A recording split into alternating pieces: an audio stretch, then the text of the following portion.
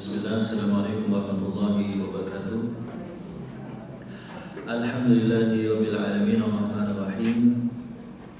Wassalatu wassalamu ala Muhammadin sayyidil anami wal mursalin wa ala alihi wa sahbihi ajma'in. Thumma ba'du, ibu-ibu sekalian, rahimani wa iyyakunna, walhamdulillah, segala puji bagi Allah tabaraka wa taala yang alhamdulillah dengan karunia daripada Allah Subhanahu wa taala kita dalam keadaan sehat walafiat, dan segala puji bagi Allah Subhanahu wa taala yang masih memberikan hidayah kita di atas iman dan Islam, juga senantiasa semangat melakukan ketaatan dan kebaikan.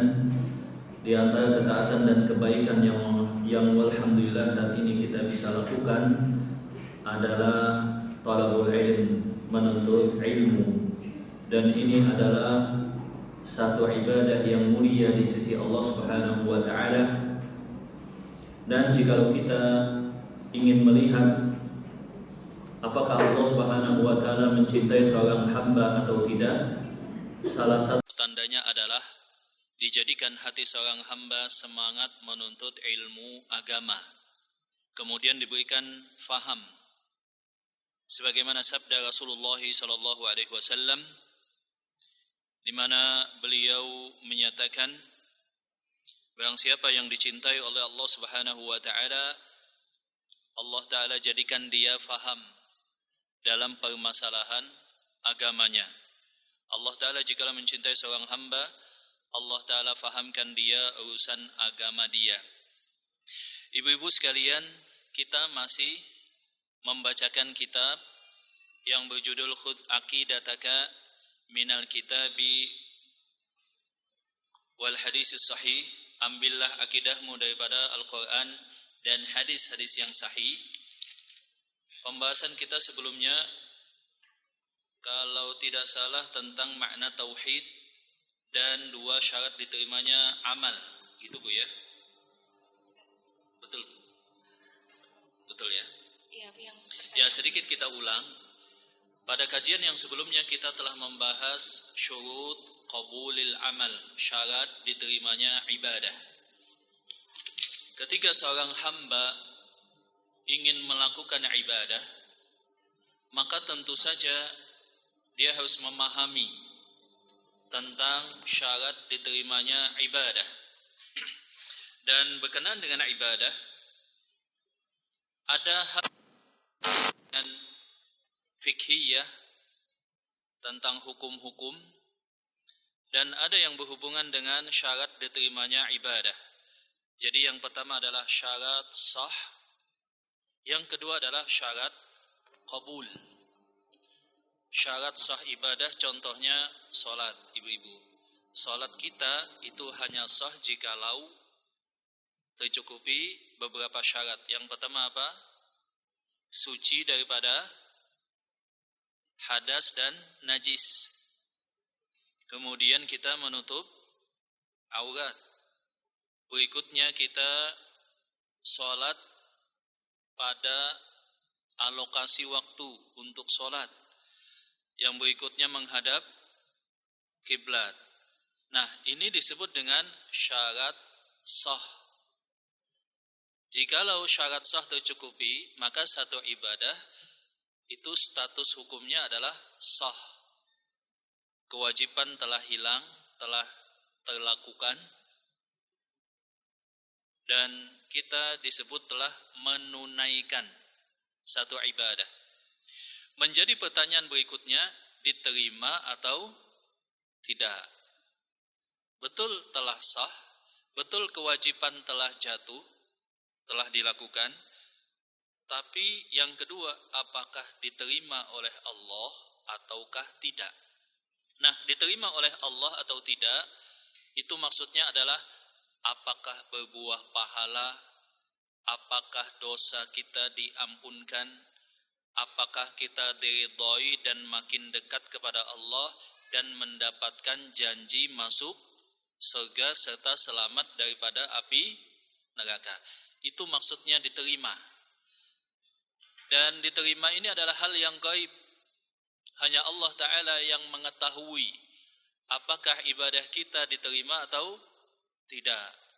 Makanya salah satu doa yang diajarkan di dalam al-Islam adalah Rabbana taqabbal minna innaka antas sami'ul alim wa tub alaina innaka anta at-tawwabur rahim. Ya Allah, terimalah doa dan ibadah kami, sesungguhnya Engkau Maha mendengar dan Maha mengetahui. Nah, tidak ada yang tahu apakah ibadah seorang hamba itu diterima oleh Allah Subhanahu wa taala ataukah ditolak. Hanya saja kita berusaha supaya ibadah kita diterima oleh Allah Subhanahu wa taala dan kita berdoa. Maka disebutkan perkataan sebagian salafus saleh, la anni a'lamu anna ibadati maqbulatun indallah dzalika la ahabbu ilayya minad dunya wa ma fiha.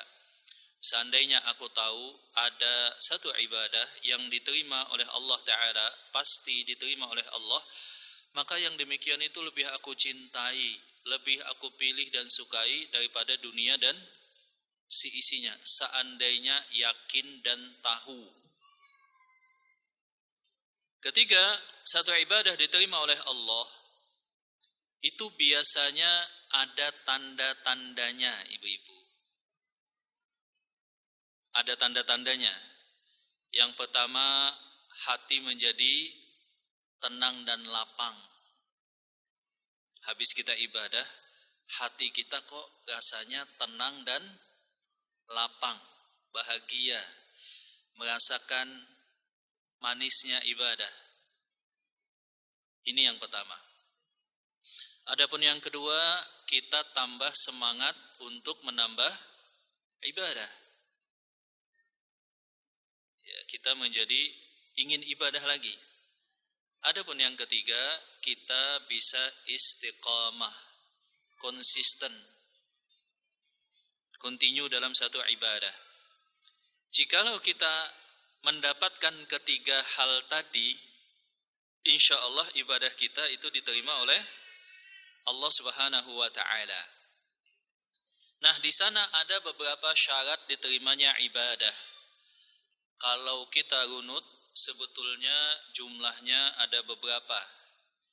Yang pertama itu diantaranya adalah seseorang mengenal Allah Subhanahu wa ta'ala, dalam artian statusnya dia muslim dan mukmin. Dia muslim dan mukmin. Kalau ada orang kafir, non muslim, beribadah, nyumbang, donasi, diterima atau enggak, ibu-ibu? Enggak. Kenapa? Dia tidak beriman, dia tidak berislam.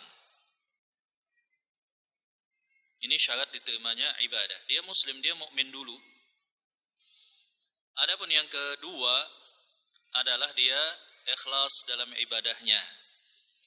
Ikhlas di sini patokannya yang pertama yang menjadi tujuan dia adalah keridhaan Allah. Yang kedua, dia tidak menginginkan selain itu. Selain itu ada dua. Yang pertama adalah keuntungan dunia, dan yang kedua adalah pujian manusia dan pandangan baik. Ini syarat yang kedua, yaitu ikhlas. Adapun yang ketiga adalah mutaba'ah, sesuai dengan apa yang dicontohkan dan diperintahkan oleh Rasulullah sallallahu alaihi wasallam, mencocoki, menyesuaikan dengan apa yang telah dicontohkan oleh Rasulullah SAW. Adapun yang berikutnya adalah al-mal al-halal, harta yang dimakan, harta yang dimiliki adalah harta yang halal. Ada berapa tadi ibu-ibu? Muslim, mukmin, kemudian ikhlas, berikutnya sesuai dengan sunnah Rasulullah SAW. Yang keempat adalah harta yang dia makan dan dia miliki adalah harta yang halal. Nah,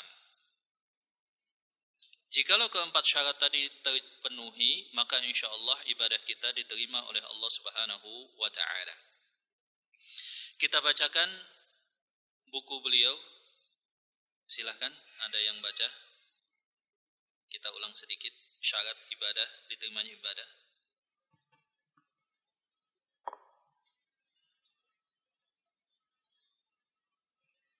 Ibu-ibu sudah punya bukunya kan ya? Di-download juga bisa ya. Ini poin yang ketiga Ustadz ya? Atau? Oh, kita sampai poin yang ketiga ya? Iya. Oh ya, silakan Bu. Nah, Umahat bisa dilihat di grup jamaah ya, sudah saya share kemarin. Silakan diklik saja. Untuk yang poin ketiga, bagaimana kita beribadah kepada Allah? Jawabnya, beribadah kepada Allah adalah sebagaimana yang diperintahkan Allah dan Rasulnya Shallallahu Alaihi Wasallam. Ini di dalam surat Muhammad ayat ke-33 yang artinya, hai orang-orang yang beriman, taatilah Allah dan taatilah Rasulnya Shallallahu Alaihi Wasallam dan janganlah kalian rusak amalan kalian. Dan sabda Rasulullah Shallallahu Alaihi Wasallam yang artinya, barang siapa yang beramal tanpa ada perintah dari kami, maka tertolak. Hadis sahih riwayat Muslim. Iya, jadi bagaimanakah cara beramal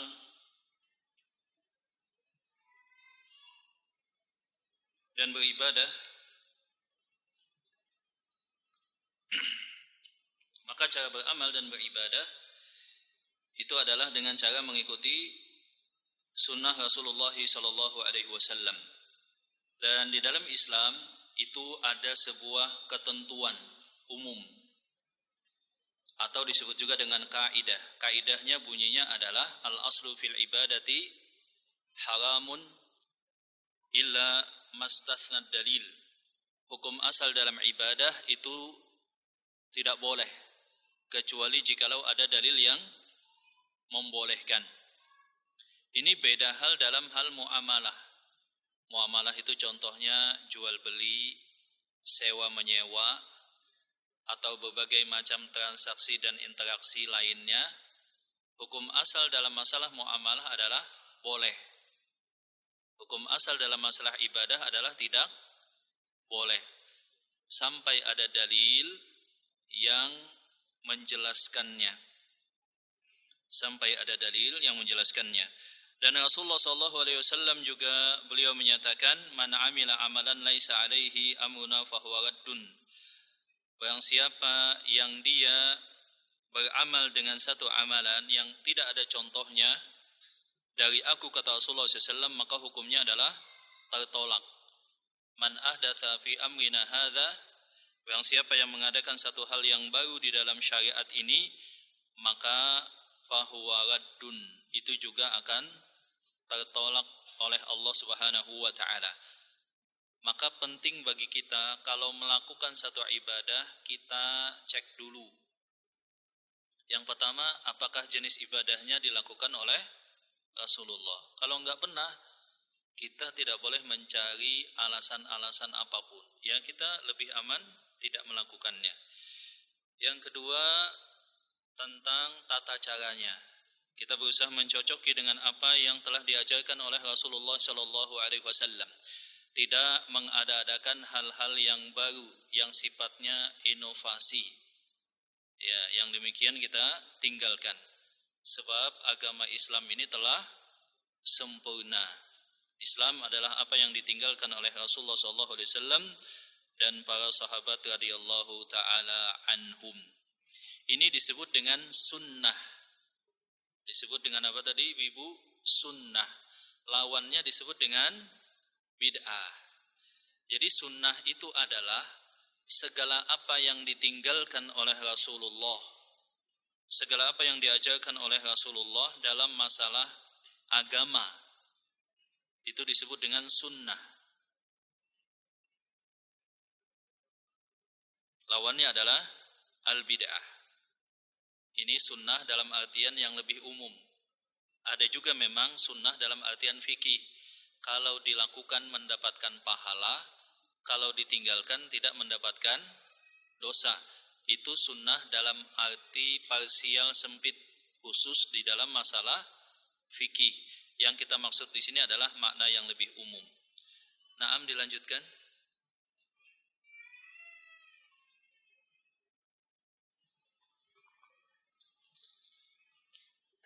Yang keempat, haruskah kita beribadah kepada Allah dengan rasa takut dan harap? Jawabnya, ya. Demikianlah kita beribadah kepadanya sebagaimana Allah mensifati orang-orang mukmin. Terdapat dalam surat As-Sajdah ayat 16. A'udzubillahi minasyaitonirrajim.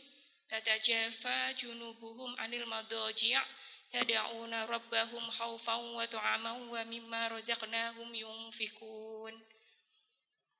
Yang artinya, maka berdoalah kepada Allah dengan rasa takut dan harap. Sabda Rasulullah yang artinya, aku memohon surga kepada Allah dan aku berlindung kepadanya dari neraka. Hadis sahih riwayat Abu Dawud. Ya, di sini disebutkan oleh beliau bahwa apakah kita beribadah kepada Allah Subhanahu wa taala dengan rasa takut dan rasa harap? Maka jawabannya tentu saja adalah iya. Jadi bagaikan burung yang sedang terbang dengan dua sayap, maka sayap yang pertama itu adalah khauf, rasa takut. Kita takut jangan sampai ibadah kita ditolak oleh Allah. Adapun sayap yang kedua itu adalah perasaan psikologi raja. Raja itu maksudnya mengharap rahmat Allah dan berharap serta berdoa semoga ibadah kita diterima oleh Allah Subhanahu wa taala.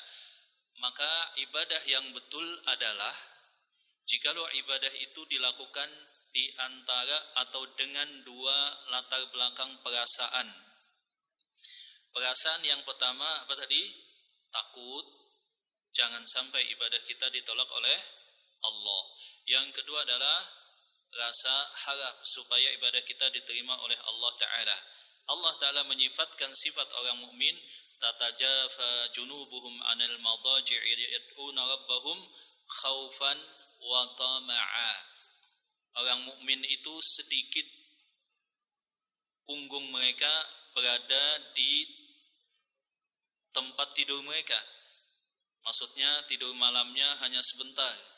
Setelah itu bangun untuk qiyamul lail. Kenapa mereka melakukan demikian? Khaufau wa tama'a. Karena takut atas siksa Allah dan berharap akan rahmat Allah Subhanahu wa ta'ala.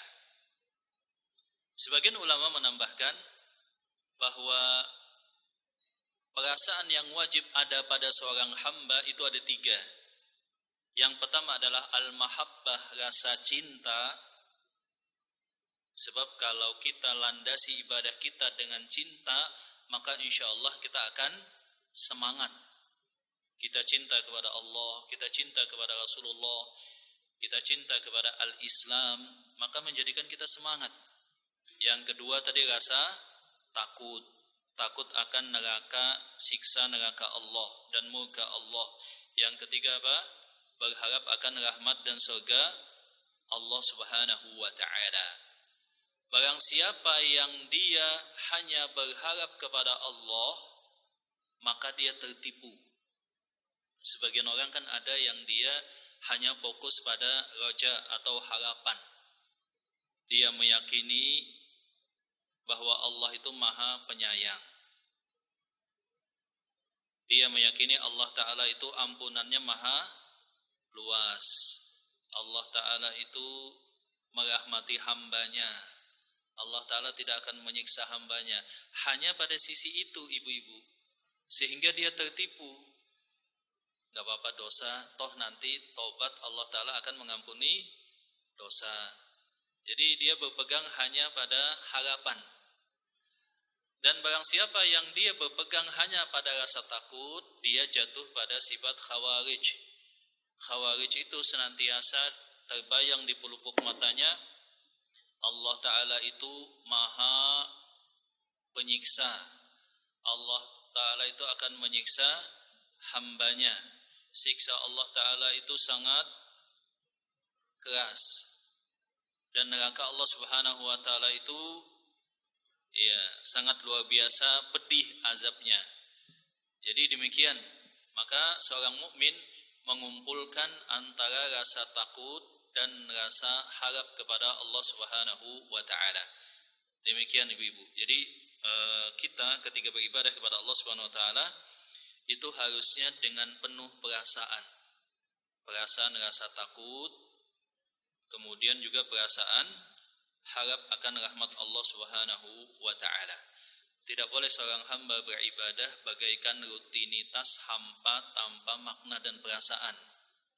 Hanya gerakan verbal biasa ketika sholat, ruku, sujud, tanpa ada penghayatan, tanpa ada perasaan, tanpa ada pemaknaan, tanpa ada khusyuk. Akan tetapi kita wajib beribadah dengan apa tadi? Penuh rasa takut, penuh rasa cinta, dan penuh rasa harap kepada Allah Subhanahu wa ta'ala. Dan itulah yang membedakan manusia dengan robot. Ya, kalau manusia itu kan ada akal pikiran dan ada perasaan. Kalau robot kan nggak ada. Nah, ketika manusia, ketika ibadahnya tanpa perasaan, tanpa pemaknaan, penghayatan, maka itu tidak akan diterima oleh Allah Subhanahu wa ta'ala. Demikian juga doanya. Nah, lanjut silakan. Yang kelima, apa yang dimaksud ihsan dalam beribadah? Al-ihsan adalah meyakini bahwa dirinya senantiasa diawasi oleh Allah dalam beribadah. Allah berfirman dalam surat As-Su'ara ayat 218 dan 219. A'udzubillahi minasyaitonirrajim. Allazi yaraka hina taqum wa taqallubaka fis sajidin. Nah, kemudian jikalau pertanyaannya adalah apakah yang dimaksud dengan ihsan, maka jawabannya adalah engkau merasa bahwa engkau senantiasa diawasi oleh Allah Subhanahu wa ta'ala. Sebagaimana firman Allah Subhanahu wa ta'ala, dialah Allah ta'ala yang maha melihat engkau saat engkau berdiri dalam salat dan juga gerak-gerik engkau ketika sujud di dalam salat engkau. Maka ihsan itu ada beberapa makna. Makna yang pertama adalah jikalau hubungannya antara manusia dengan manusia atau makhluk yang lainnya. Maka yang dimaksud dengan ihsan di sini adalah kaful adza, menahan diri kita supaya tidak menyakiti makhluk yang lain, wa badlun nada, dan senantiasa memberikan kebaikan manfaat, wa talaqatul wajh, dan senantiasa murah senyum. Itu yang dimaksud dengan ihsan antar sesama manusia.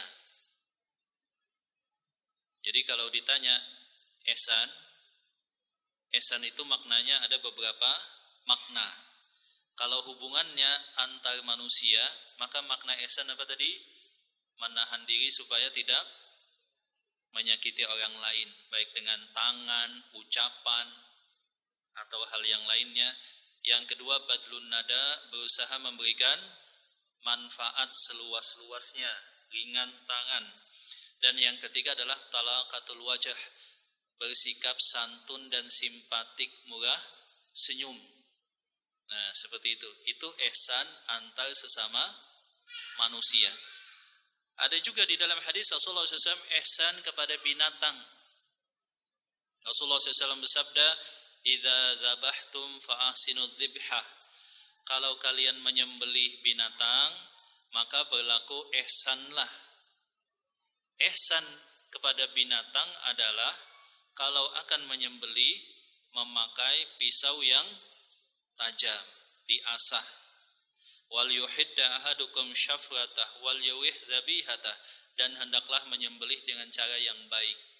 Ini ihsan kepada binatang konteksnya. Ada juga ihsan kepada Allah. Inilah yang dijelaskan oleh beliau, al-ihsanu ilallahi subhanahu wa ta'ala an tash'ura bil muraqabah wa anna Allah subhanahu wa ta'ala sami'un alim. Ihsan hubungannya dengan Allah adalah kita merasa bahwa Allah Ta'ala mengawasi kita. Kita betul-betul merasakan bahwa kita ini dalam pengawasan Allah. dan bahwa Allah Maha mendengar dan Maha melihat.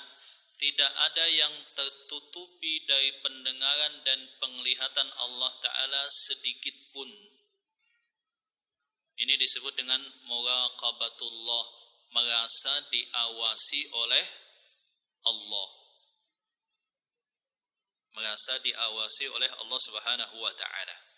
Sebab pengawasan itu ada beberapa, Ibu. Yang pertama itu adalah pengawasan manusia. Yang kedua adalah pengawasan Allah. Pada kenyataannya, kebanyakan manusia takut diawasin Allah atau diawasi manusia, Bu? Diawasi manusia. Makanya kadang-kadang di rumah itu kalau ada CCTV, maling lagi lewat lihat ada CCTV, dia takut. Padahal cuma tulisan, rumah ini ya dilengkapi dengan CCTV, ada ininya. Itu sudah takut, padahal nggak ada CCTV-nya misalkan. Atau maling mau masuk, lihat ada CCTV nggak jadi.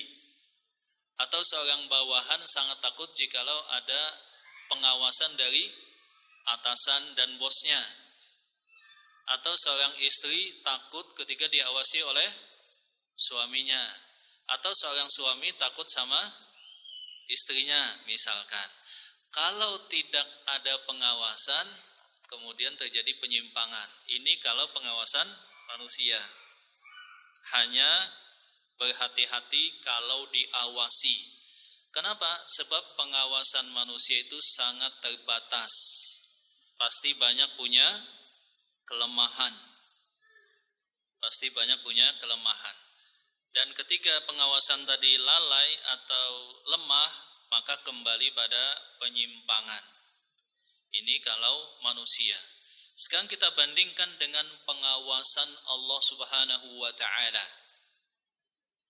Wa ma yalfidhu min qaulin illa ladaihi raqibun atid. Tidaklah kita mengucapkan satu ucapan, ibu-ibu, kecuali itu langsung dicatat oleh malaikat. Tidaklah kita melakukan satu amal, aktivitas, melangkah kaki, mengayunkan tangan, melepas pandangan, kecuali semuanya akan dicatat, diawasi dan ditimbang. Dicatat oleh malaikat, diawasi dan dilihat oleh Allah Subhanahu wa Ta'ala. Itu pun nanti dihitung, dicatatnya, diberikan catatannya dan ditimbang. Maka seorang hamba yang beriman kepada Allah Subhanahu wa Ta'ala dan hari penghakiman, pembalasan, dia betul-betul merasakan bahwa apa yang dia lakukan itu dilihat dan didengar oleh Allah. Sebab begini ibu-ibu, psikologi manusia itu kalau nggak ada yang lihat, maka terkadang potensi berbuat dosa itu lebih besar atau lebih kecil, Bu? Lebih besar. Makanya di antara wasiat para ulama adalah ittaqullah fi khalawatika. Bertakwalah engkau kepada Allah terutama ketika saat engkau sendirian. Godaan itu lebih besar datang ketika saat seseorang sendirian, gak ada yang ngelihat. Gak ada yang ngelihat. Nah, kalau seorang mukmin, dia punya filter, dia punya perasaan bahwa dia sedang dilihat oleh Allah Subhanahu wa Ta'ala. Maka dia takut berbuat dosa. Maka dia takut berbuat dosa. Jadi salah satu tugas kita adalah menjadikan saat kita sendiri dengan saat kita di tengah manusia itu sama keadaannya atau minimal mendekati. Ya, jadi kita taat kepada Allah baik saat sendirian maupun di tengah keramaian. Kita meninggalkan dosa baik sedang diawasi oleh manusia maupun tidak ada manusia. Dan ini memang berat, dan ini adalah keikhlasan. Ini adalah keikhlasan kepada Allah Subhanahu wa Ta'ala, dan ini adalah ihsan. Ihsan tadi adalah perasaan bahwa kita diawasi oleh Allah. Kita diawasi oleh Allah Subhanahu wa taala. Dan perasaan ini langka, hanya timbul dan muncul kalau seseorang beriman kepada Allah Subhanahu wa taala. Para ulama menyebutkan ketika seorang berbuat dosa saat sendirian, maka ada beberapa kemungkinan. Kemungkinan yang pertama, dia meyakini Allah Ta'ala maha melihat, tetapi dia abaikan. Dia letakkan penglihatan manusia di atas penglihatan Allah. Dia lebih malu kepada manusia daripada malu kepada Allah. Ini bisa jatuh ke dalam kesyirikan kalau ditelisik lebih dalam. Kemungkinan yang kedua, dia meyakini Allah Ta'ala tidak melihat dan tidak mengetahui serta tidak akan membalasnya. Ini juga sangat fatal. Maka kata para ulama, berhati-hatilah terhadap godaan dosa terutama saat sendirian. Ya, jadi kalau sendiri itu banyakin zikir, banyakin istighfar, kemudian cari kegiatan yang bermanfaat. Demikian. Inilah yang disebut dengan ihsan, merasa diawasi oleh Allah Subhanahu wa ta'ala. Nah, lanjut. Dan sabda Rasulullah SAW yang artinya, ihsan itu adalah kamu beribadah kepada Allah seakan-akan kamu melihatnya, dan jika kamu tidak bisa melihatnya, sesungguhnya dia melihatmu. Hadis sahih riwayat Muslim. Ya, ini adalah hadis yang sahih diriwayatkan oleh Imam Muslim dari sahabat Umar bin Khattab radhiyallahu taala anhu. Terdapat pada hadis yang terdapat dalam kitab juga Al-Arba'in An-Nawawiyah dan kitab-kitab hadis yang lainnya. Ketika Jibril setelah bertanya tentang apa itu Islam, apa itu iman, dan apa itu ihsan, ketiga poin ihsan Rasulullah SAW menyatakan, ihsan itu adalah anta'budallah ka'annaka tarahu. Engkau beribadah kepada Allah seakan-akan engkau melihat Allah. Fa illam takun tarahu fa innahu yaraka. Kalau engkau tidak bisa menghadirkan perasaan seakan-akan engkau melihat Allah, maka minimal engkau merasakan bahwa engkau sedang diawasi oleh Allah Subhanahu wa taala. Kita ini dalam pengawasan Allah Subhanahu wa taala. Itulah yang disebut dengan ihsan jikalau hubungannya kepada siapa tadi? Kepada Allah. Kalau kepada manusia kan beda lagi. Iya, baik, lanjut.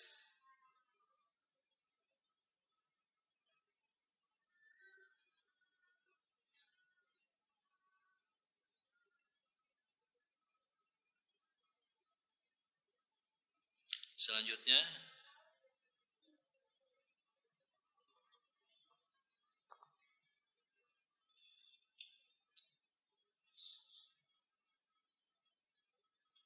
poin selanjutnya, Bu. Yang keenam, Ustaz ya. Apakah Allah bersama kita? Jawabnya ya. Allah bersama kita dengan pendengarannya, penglihatannya, ilmunya, seperti firman Allah dalam surat At-Toha ayat 46 yang artinya, janganlah kamu berdua takut, karena sesungguhnya aku bersama kamu berdua, Musa dan Harun, sedangkan aku mendengar dan melihat.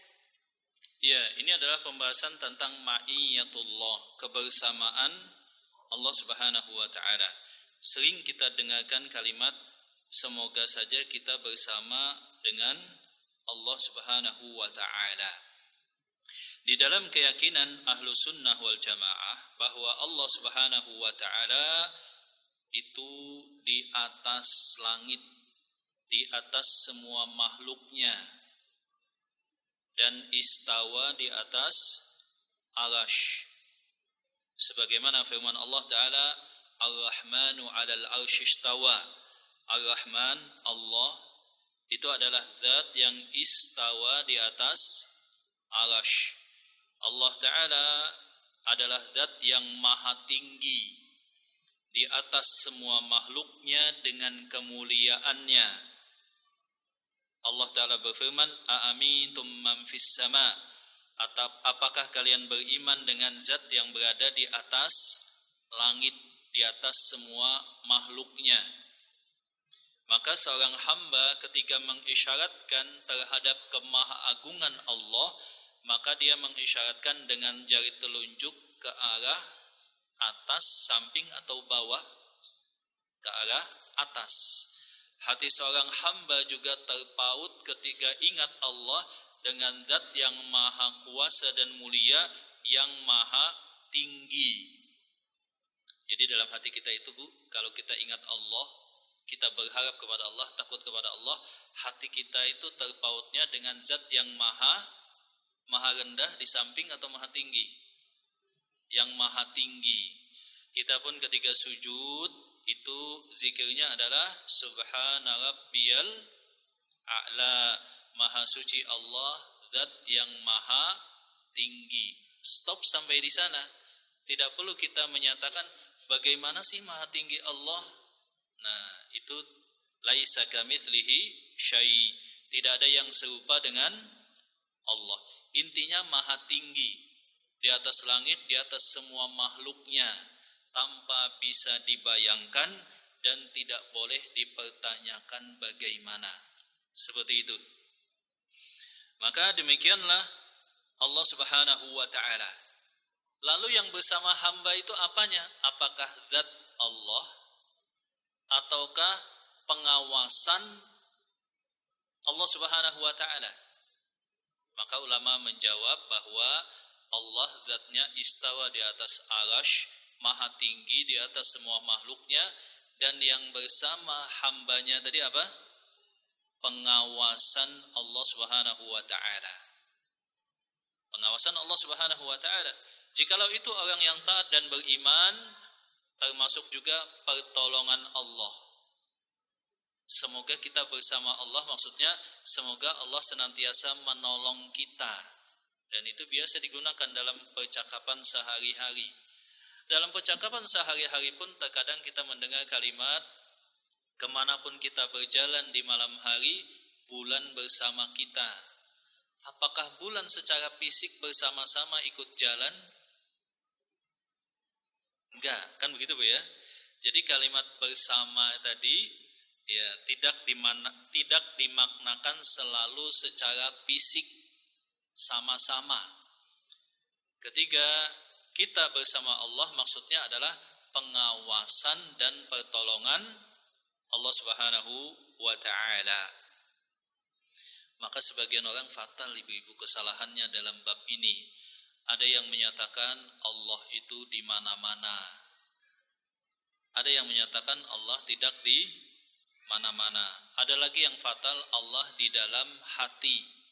Pernah dengar begitu enggak, Bu? Allah itu adalah zat yang maha mulia, maha agung.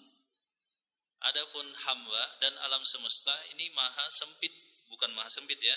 Sempit kemudian tidak layak untuk disandarkan dengan Allah Subhanahu wa ta'ala. Ada juga yang berkata, kemanapun kita berjalan kita bersama Allah secara zat, enggak mungkin. Ya, seperti itu. Jadi Allah telah menegaskan Allah istawa di atas arasy, tinggi dengan keagungannya, di atas makhluknya, tetapi pengawasan dan ilmu Allah meliputi semua hamba-hambanya. Sebagaimana firman Allah Subhanahu wa ta'ala kepada Nabi Musa dan Nabi Harun. Nabi Musa dan Harun Allah Ta'ala perintahkan mendakwahi Fir'aun.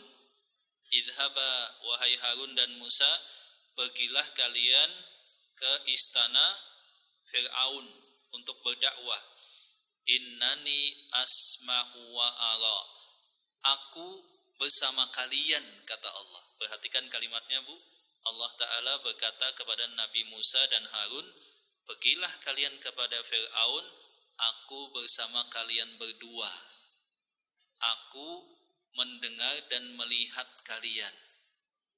Aku bersama kalian, tapi yang dimaksud adalah penglihatan dan pendengaran Allah Subhanahu wa ta'ala. Nah, di sini kadang-kadang ada saja kesalahpahaman yang kita dapatkan di tengah kaum muslimin. dia berpendapat seakan-akan kemanapun dia pergi dia bersama Allah. Ada juga yang fatal menyatakan Allah Ta'ala itu di dalam hati setiap hamba. Ya, ini adalah sebuah kesalahan. Maka ringkasnya Allah Ta'ala adalah zat yang maha tinggi, istawa di atas arasy, tetapi pengawasan dan penglihatan Allah itu bersama semua makhluknya. Seperti itu. Ya, lanjut. Umahat, materinya sudah saya share di grup untuk lanjutannya. Berikutnya, dan sabda Rasulullah yang artinya, sesungguhnya kalian berdoa kepada yang maha mendengar lagi maha dekat, dan dia senantiasa bersama kalian, yakni dengan ilmunya. Hadis riwayat Muslim.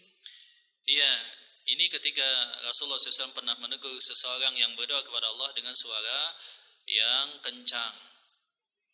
Sesungguhnya Allah, zat yang sedang kalian munajat dan pinta, itu adalah zat yang maha mendengar dan maha tahu, maha dekat. Ya, yang maha dekat. Jadi tidak perlu dengan teriak. Yang dekat tadi maksudnya adalah Allah Ta'ala maha apa tadi? Mendengar dan mengabulkan hamba. Jadi maha mendengar doa dan maha mengabulkan hamba. Bukan zat Allah yang dekat dengan manusia. Atau hadis yang lain misalkan kita temukan, saat yang paling dekat Allah dengan hamba adalah saat ketiga sedang sujud. Maka perbanyaklah doa. Sesungguhnya Allah Ta'ala akan mengabulkan doa hambanya. Saat sujud itu kita sedang dekat-dekatnya kepada Allah. Apakah artinya fisik kita sangat dekat dengan zat Allah?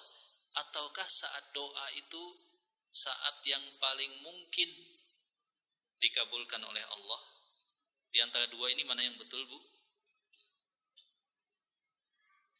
Saat kita sujud itu maksudnya saat kita sedang dalam posisi yang sangat pas untuk berdoa dan insya Allah lebih banyak kemungkinannya dikabulkan oleh Allah. Bukan berarti fisik kita dempetan atau dekat dengan zat Allah. Nah, seperti itu. Silakan ada yang silakan lanjut. Maksudnya di sini Allah mendengar semua pembicaraan, rahasia maupun terang-terangan, melihat dan mengetahui semua tindak tanduk hamba-hambanya. Wallahu a'lam. Nah, jadi maksud di sana Allah Ta'ala bersama hambanya tadi adalah Allah Ta'ala maha mengetahui, maha mendengar apa yang dilakukan oleh hamba-hambanya. Ketika hamba itu orang mukmin ditambah satu makna, yaitu adalah pertolongan. Jadi pertolongan Allah senantiasa bersama hamba yang beriman dan taat kepada Allah Subhanahu wa Ta'ala. Ini juga yang disebutkan oleh Rasulullah SAW ketika beliau hijrah ke Madinah bersama sahabat Abu Bakar radhiyallahu ta'ala anhu saat di Gua Hira.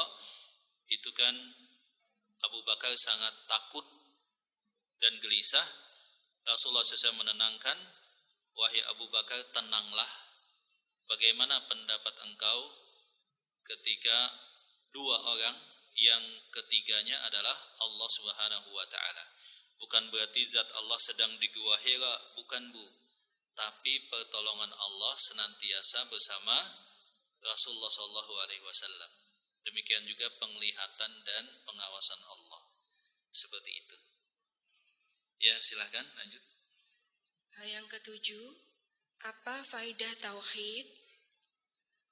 Faidah tauhid adalah untuk memperoleh keamanan dan keselamatan dari siksa di akhirat, mendapatkan hidayah atau petunjuk Allah di dunia dan menutup atau menghapus dosa-dosanya. Firman Allah dalam surat Al-An'am ayat 82 yang artinya, orang-orang yang beriman dan tidak mencampur adukan iman mereka dengan kezoliman atau syirik, mereka itulah orang-orang yang mendapat petunjuk. Ya, apakah itu faidah tauhid? Ya, faedah tauhid bagi seorang hamba, ya, itu akan mendapatkan keamanan. Demikian juga petunjuk daripada Allah Subhanahu wa taala sebagaimana firman Allah Subhanahu wa taala bahwa orang yang beriman lahumul amnu wa hum muhtadun. Alladzina amanu, dan orang yang beriman serta tidak mencampurkan keimanannya dengan kesyirikan, walam yalbisu imanahum bidzulmin, tidak mencampurkan keimanan mereka dengan kesyirikan, ulaika lahumul amnu wa hum muhtadun, mereka lah yang akan mendapatkan rasa aman dan juga hidayah daripada Allah Subhanahu wa taala. Maka inilah faedah tauhid, kita akan merasakan keamanan tidak hanya di dunia sampai di akhirat. Keamanan terutama daripada azab dan murka Allah Subhanahu wa taala. Maka jikalau satu negeri ingin mendapatkan keamanan, maka hendaklah mereka beriman dan taat kepada Allah Subhanahu wa taala sebagaimana firman Allah Subhanahu wa taala, "Falyabudu rabb hadza al-bait alladzi at'amahum min ju'in wa amanahum min khauf." Kalau kalian ingin rasa aman baik daripada azab dan kelaparan, maka hendaklah kalian beribadah kepada Rabb, Tuhan pencipta manusia dan pencipta Ka'bah. Falyabudu rabb hadzal bait alladzi at'amahum min ju'in wa amanahum min khauf. Itulah salah satu di antara keutamaan tauhid, yakni rasa aman daripada azab Allah Subhanahu wa taala. Ya, lanjut. Sebagaimana disebutkan dalam Sahih dari Ibnu Mas'ud, ketika dibacakan ayat ini, mereka mengadu kepada Rasulullah SAW, siapa dari mereka yang selamat dari kezoliman? Tapi Rasulullah SAW mengatakan, sebagaimana disebutkan dalam Sahih dari Ibnu Mas'ud, ketika dibacakan ayat ini, mereka mengadu kepada Rasulullah SAW. Iya.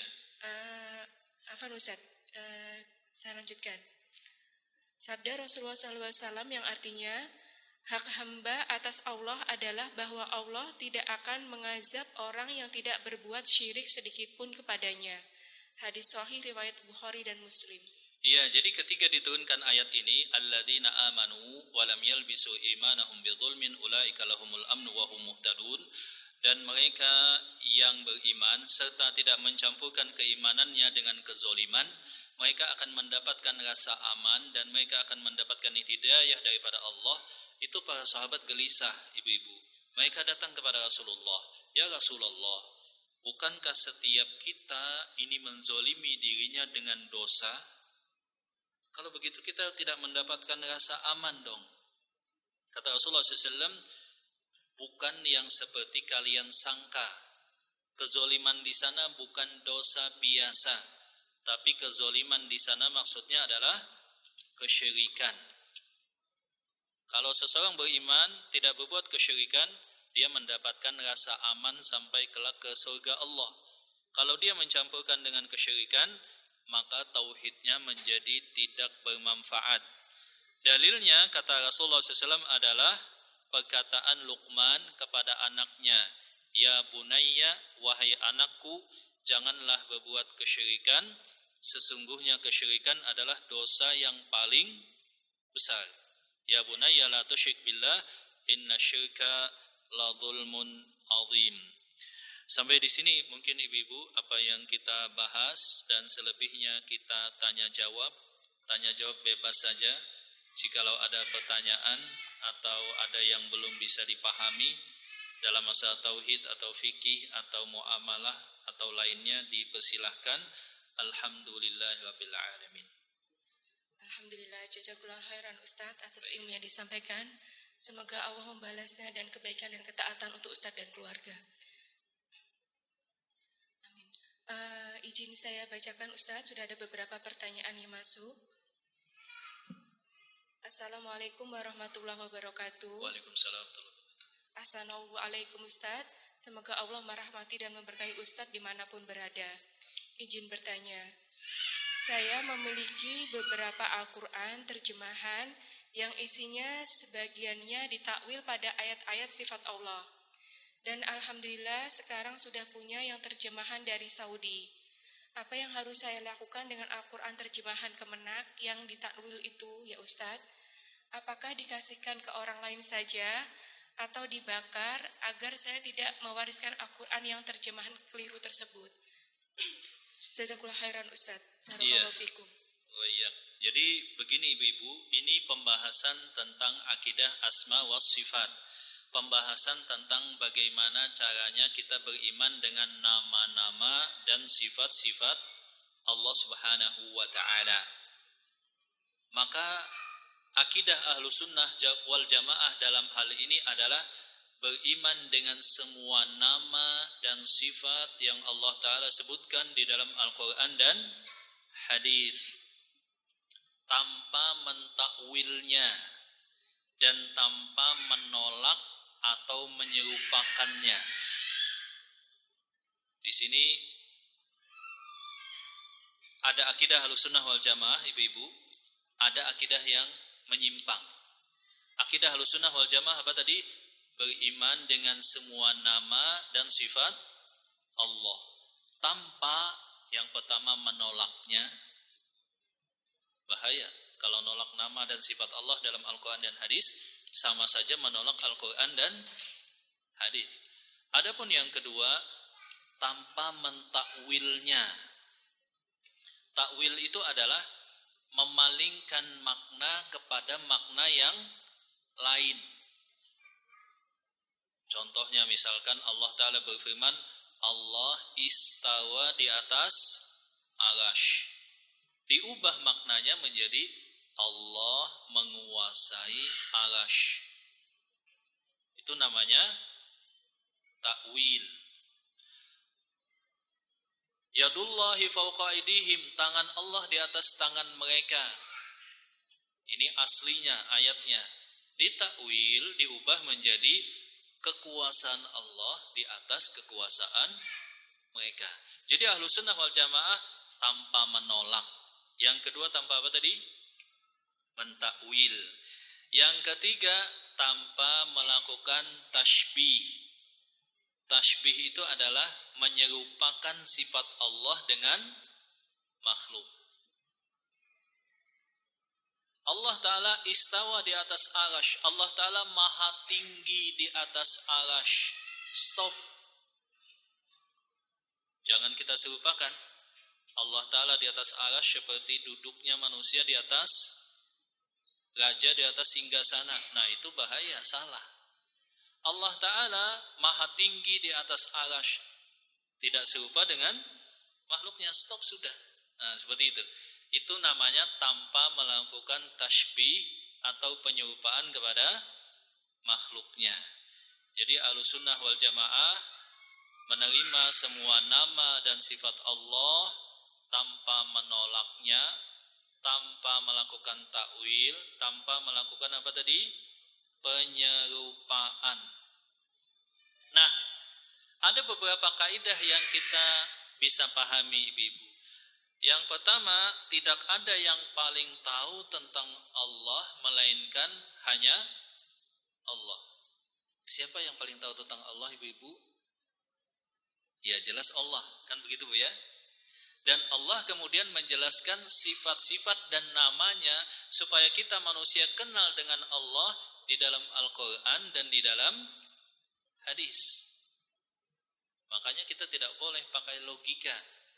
Kalau Allah Ta'ala sebutkan satu sifat adalah sifat Allah, satu nama adalah nama Allah, kita sami'na wa ata'na. Kenapa? Tidak ada yang lebih tahu tentang Allah kecuali Allah, informasi dari Allah. Yang kedua, tidak ada yang paling baik, paling fasih menjelaskan nama dan sifat Allah melainkan adalah Allah. Jadi ketika Allah menyebutkan satu nama dalam Al-Quran, satu sifat tentang Allah juga dalam Al-Quran, itu berarti penjelasan Allah sudah paling baik. Allah Ta'ala di atas arasy, kita beriman sebab penjelasan Allah paling baik dan paling tepat. Nah, mereka yang mentakwil, mereka seakan-akan menyatakan, oh Allah salah dalam redaksi, makanya maknanya harus diubah. Bisa dipahami Bu ya? Ayat tangan Allah di atas tangan mereka. Mereka yang mentakwil menyatakan, oh ayat ini enggak betul, ini susunannya salah, redaksionalnya. Maka dilakukan takwil. Takwil itu apa tadi? Mengubah makna, tapi lapasnya tidak diubah. Kita enggak demikian Ibu-ibu. Adapun kaidah berikutnya, kesamaan dalam istilah tidak menunjukkan kesamaan dalam hakikat makna. Allah Ta'ala berfirman, Allah Ta'ala punya wajah. Betul nggak Bu? Wa yabqa wajhu rabbika dzul jalali wal ikram. Wajah Allah Ta'ala kekal, abadi, maha mulia. Manusia punya wajah nggak Bu?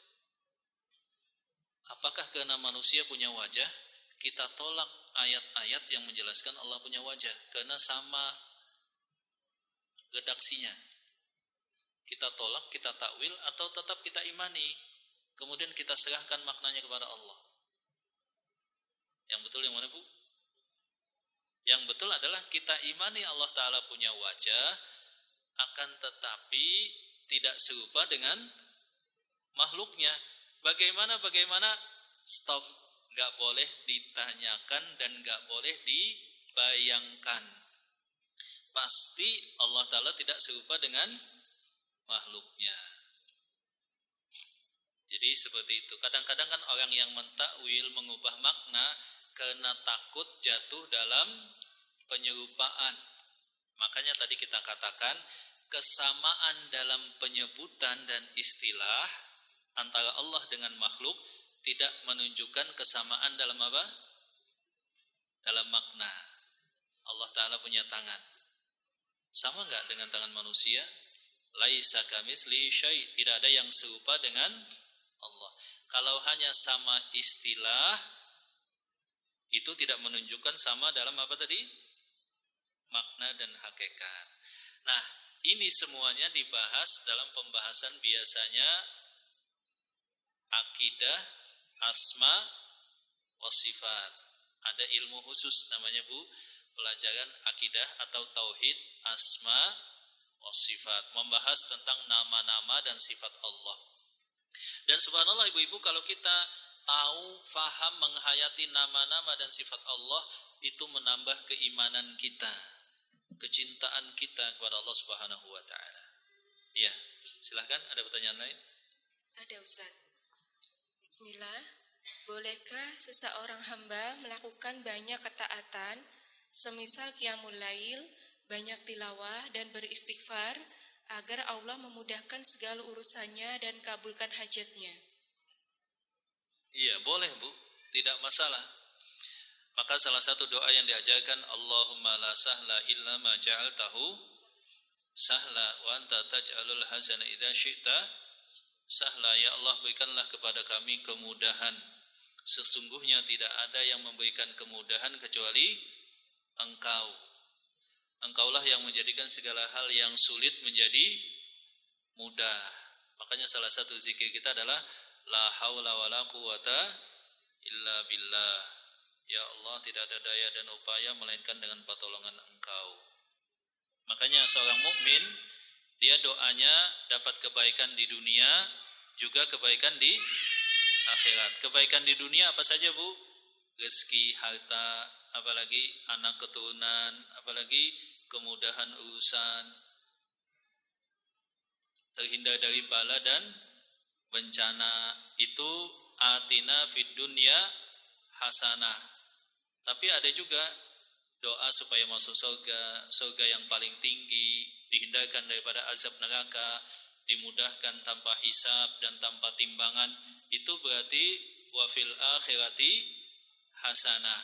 Maka kita boleh berdoa untuk kebaikan di dunia dan kebaikan di akhirat. Maka salah satu doa Rasulullah yang ajarkan adalah doa supaya kaya dan tidak punya hutang. Itu dunia atau akhirat, Bu?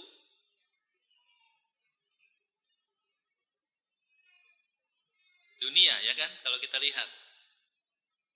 Contohnya misalkan Rasulullah SAW berdoa, Allahumma ja'al rizqa ala Muhammadin quta. Ya Allah, jadikanlah rezeki keluargaku pas-pasan. Quta itu maksudnya pas hari itu. Pas pengen ada, pas pengen cukup, pas-pasan. Jadi kalau kita doa, kita contoh Rasulullah, minta rezeki yang pas, bukan rezeki yang banyak tapi nggak berkah. Jadi pas butuh ada, pas mau beli mobil pas ada, pas beli rumah pas ada. Jadi pas-pasan terus, Bu. Iya, jadi boleh doa dunia. Maka ada beberapa doa supaya minta rezeki yang halal, banyak dan berkah. Doa supaya kebaikan dunia yang lain-lainnya dan seterusnya. Jadi boleh. Dunia hasanah dan akhirat hasanah. Silahkan ada yang lain.